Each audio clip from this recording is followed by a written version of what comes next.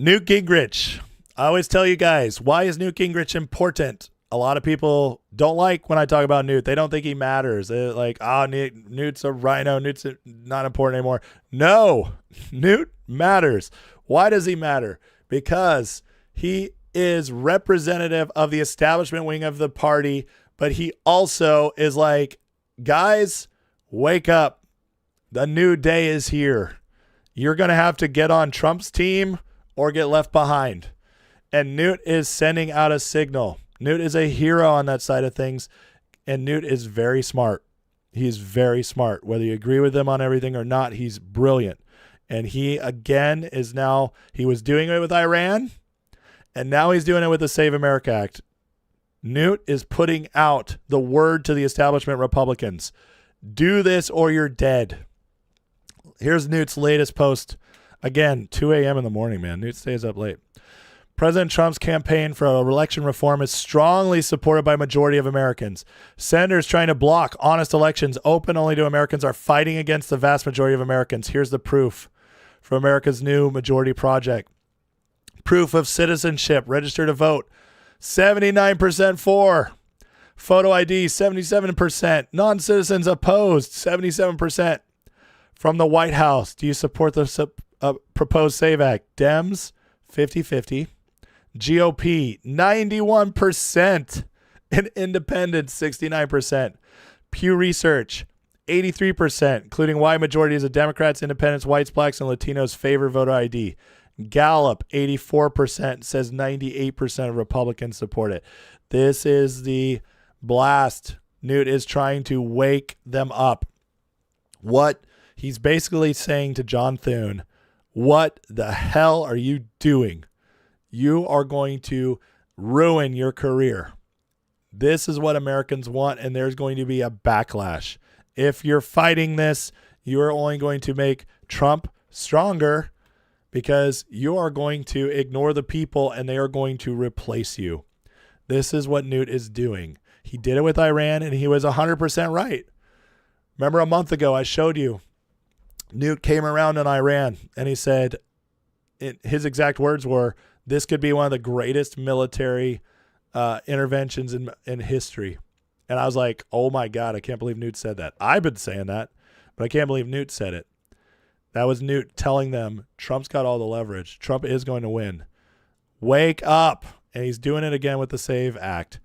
And there are some senators starting to wake up to this. Some senators aren't necessarily MAGA, but they're smart. Here's John Kennedy, who I've talked about before, used to be a Democrat. Don't completely trust him. But after the meeting with the president the other day, it was a wake-up call to a lot of these senators. Listen. Social saying the vote puts Iran on notice, and Senator John Kennedy joins us now. This is one of the topics in yesterday's luncheon. We'll get to the rest of it, but a quick thought about the Iran War Powers Act. Well, we won it last night. I'm much relieved. You have to understand what these resolutions are. They're resolutions by the Democrats to direct the president to cut and run in Iran. And day before yesterday, one of them passed. And that's why our meeting with the president was like an episode out of Euphoria. He came in smoking hot. And I'm not talking about his looks. I mean, put yourself in his position. He's negotiating with Iran, and all of a sudden, Congress, with Republicans' help, pulls the rug out from under. But we got it straight last night, and I'm very, very pleased. I don't know. I think they're making progress in Iran. We'll know in 60 days. You've got some patience there, and the president's running out of patience, though, on the SAVE Act. This is something that he said after the lunch yesterday. You just had a colourful lunch on the Senate, would you be open to a compromise measure that had provisions of the SAVE Act into a reconciliation? Not really. No, the SAVE Act should be. There's no compromise. It's voter ID, it's proof of citizenship, and it's also the mail-in ballots. Do you think Trump seems scared here or worried? That's a man who has the power. He's like, no compromise. None at all. He's going to push this through, guys. I don't know how it's going to happen or when, but something's going to happen eventually on this. So he says he's not willing to change the language. This is what he wants. And then you have some senators, maybe people on his staff, but certainly there are a couple senators who are saying you should just go for this because if you just keep going, it'll pass. But the votes are not there on the Senate side. Do you think that he persuaded anyone in the room yesterday that is not for passing it to change their minds? I'm not sure. What I took away in part from the meeting was that the president really wants the SAVE Act. I mean, I think at this point, even your neighborhood squirrels understand that, and I want it too. I offered it as an amendment to our last in our last vote-a-rama, and I didn't get enough votes. I'm open to any approach that we need to follow. I've encouraged Senator Thune to put it on the FISA bill, and let's vote on that as soon as possible. Senator Lee wants to try putting it on the floor, and his theory is if we just talk long enough, the Democrats will give in. You can make your own assessment of how likely that is to happen. But I'm more than willing to try it. I noticed yesterday, I still think the best way to do it is through reconciliation. Mike Johnson, our speaker, came out for that yesterday. Okay. I don't know that I can't put a gun to people's heads and make. So it's pretty clear. Trump has Kennedy in line. Okay, whether you trust Kennedy or not, he's in line. I mean, he's right. He did offer his amendment. He has offered workarounds, and but again, what Kennedy just said there is telling. What are you guys doing? I've told Senator Thune, we have to try to make this work. Trump, man, he's not going to stop, and especially not as more evidence like this comes out. So the 799-page Dominion documents came out from this whole case with Mike Lindell, and it had ballots exceeded voters in 3 states in the 2020 election. Michigan had 500,000 more. Margin 154. Pennsylvania 155,000 more. Georgia 22,000 more. That's all you need to know about why we need this act. This stuff's going to keep coming out. Now remember, next week we're going to get the SCOTUS decision on Watson versus RNC. That's the one that's going to talk about the mail-in ballots. If the mail-in ballots stop coming in after Election Day, if Election Day becomes the official day, that's going to clean up anywhere from 10 to 30% of election rigging because they wait to see how much they'll need and then they bring it in. They've done that time and time again. That will no longer be able to be done. The next thing is as Kate says, maybe we'll get the 2020 election theft report. That would be very interesting. Very interesting if we got that. Pulte, will he drop it? Because he's in charge now. He's been firing a bunch of people. Will he drop it in the same week? If he does, if he drops it the same week as this case gets decided, which we should get a decision sometime between Monday and Thursday. Holy smokes, guys. That is going to really ramp things up. Because then the Republicans, if they get this theft report and if it's a smoking gun and they cannot, they try to make an argument, we're not passing Save America after that? Good luck. So it could really ramp up next week. Now, while all this is going on, this fight over Save America and getting our elections shored up, things continue to improve for Trump on the economy. Look at this. Disinflation is the primary trend. This is exactly what Trump said was coming. This is what those of us who've studied the 1800s economy Trump likes have said is coming. Deflation and disinflation is the norm in a strong economy that is the American system, not the Keynesian system we've had since 1913 with the Fed, the income tax. And Trump's policies are leading us there. It's starting to happen.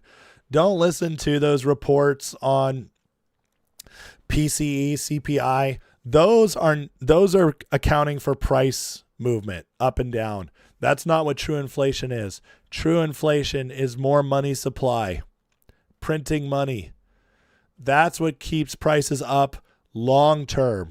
In the short term, they can go up because of supply and demand, but that's not inflation. But they label it inflation for a lot of reasons. They can manipulate that politically. But now the real numbers are coming in, and disinflation is where we're headed, especially as yields go down. This is going to be very interesting to see what this does for the people in the next few months and years. And then Trump is proven right again. Foreign investment is surging into the United States. U.S. net capital inflows surged to a record $880 billion in the first 12 months, ending April 26. Guys, this means since Trump started Liberation Day, the tariff day, he's brought almost $1 trillion into the United States, with much more promised. That's just the first year. That's before a lot of these deals were official. This is massive. That is a lot of money coming in. This metric shows how much outside money is entering U.S. financial markets through private investors, official institutions buying assets. Nearly tripled since the start of 2025. That means we are the hottest country in the world, and every investor knows it. That's massive, and that's only going to continue as these policies get more locked in. By comparison, 2021 peak was $400 billion, less than half. Total private purchases of equities jumped to $760 billion in April, all-time high. Official institutions purchases rose to a record $120 billion, more than doubling since the start of the year. Global appetite for U.S. assets is unprecedented. Guys, that's not changing. Our assets are being bought up like never before. We're becoming a better country to invest in. And we now are the net exporter of oil and natural gas. Are you kidding me? Now Trump's getting nuclear approved. We have no idea how prosperous our nation can be with all this in place. Wait and see. It's going to get amazing. And it's already starting to turn. It's just a matter of time till this rising tide starts lifting all boats. Anybody who gets involved, anybody who works hard, who keeps growing in skill, grows in knowledge of wealth. We're entering a time where it's going to be hard not to be doing well. You're going to have to try not to. I believe that's coming in the next couple of years because of what Trump's building. We're going to have the most spectacular economy we've ever seen. This is just, I mean, listen, don't listen to me. Trust the people pouring money into here. Pouring money at record levels. They're betting on it. So you can say, oh, I don't believe that. I don't see that happening. Okay, well, you're not a super wealthy person who's moving your assets around to make the most. The people who are, the people who know way more than you, they're betting on it. So I think you should probably trust them, whether you like Trump or not. So that's happening. And we continue to get even more exposure of the Democrats while this is happening. Look at this. It just came out that USAID and Ukrainian government sent $200 million taxpayer dollars to the campaign in 2024. $200 million trying to get Biden or then Kamala later elected. This is how, like, they were laundering money, guys. USAID laundering money to all sorts of stuff. The Ukraine money we were sending them, that was money laundered to, how much do we send them total? Like $300 billion. They were laundering that money to City of London and back here for many, many things. This money is going to keep coming out, guys, as the Trump administration breaks it up. And Democrats are panicking. They're panicking because things are going so well in the U.S. right now. And they really hate that the World Cup is killing it. And so many people are like, dude, this place is amazing. America's amazing. We love it here. You guys told us Trump was a dictator.